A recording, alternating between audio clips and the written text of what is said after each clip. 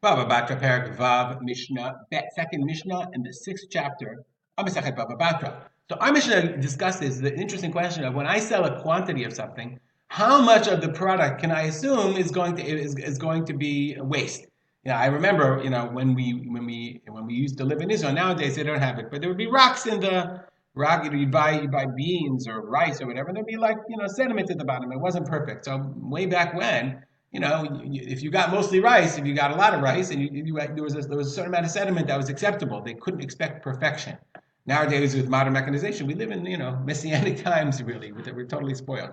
So it says in Mishnah, if somebody sells produce to his friend, so he sells like wheat or corn. So the buyer accepts a quarter cob of tinofet to a sa'ah. Rova tinofet l'chol sa'ah. How much is that? So the Kahati explains how much that is. Let me just look it up. Okay, rova cob, a quarter cob for every sa'ah. So sa'ah is 6 cob. So a quarter cob is 1/24th. A rova cob of tinofet, so 1/24th of the quantity you buy, like 2 pounds of rice. So 1/24th of that, with 1/12th of a pound, is going to be schmutz, garbage, chaff. Te'enim, 5 figs. Mekabe alav esem mitulaot lamea. Every 100 you buy, 10 of them are going to be mitulaot. They're going to be rotten. Achulot mitolaim. They're going to be eaten out by mitulaim from bugs. They're going to be infested. The whole mea. 1/10 will be infested. Martev shal yain. If you buy a shelf of wine, mekabe alav eser kosesot lamea. Yain rad. 10 of them will have gone bad. Wine goes bad. A certain amount of wine goes bad. You put it in the jug, and some of it just gets sour. So 10 of them are understood to be sour. The Batra has a whole bunch of rules about what kind of wine you bought. If they're chaviyot gdolot, if they're 10 big barrels, if you bought a shelf of barrels, 100 barrels, 10 of them will be bad. Barrels will be bad. If there are kadot jugs, then 10 will be bad. He says it all depends on what you bought it for. If you bought it, it's under understanding. If you bought it like a stam, then 10 will be bad. Let me see 1 second.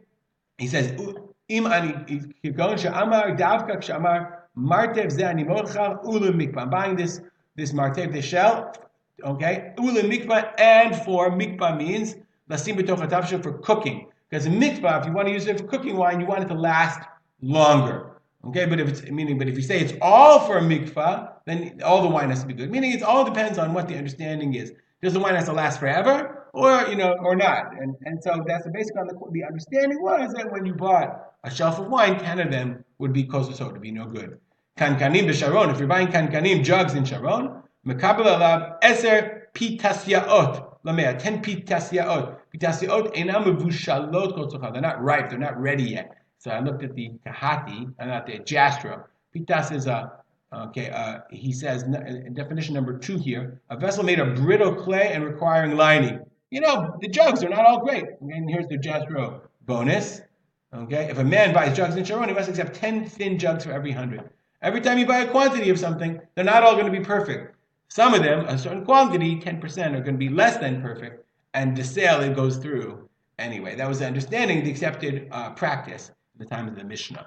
Stop here and dedicate our learning to the memory of my father, Rav Simcha ben Yitzchak. Have a great day.